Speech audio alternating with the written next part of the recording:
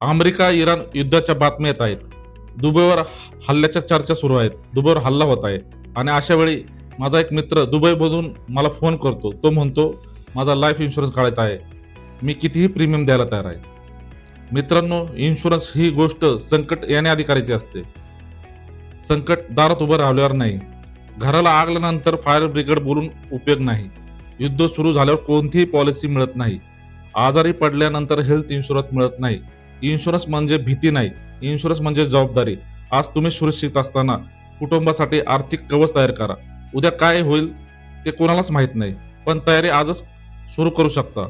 कारण की प्रत्येक देश ह्या युद्धात सामील होत आहे. उद्या भारतही होऊ शकतो. तर आजच आपलं लाईफ कव्हर चेक करा.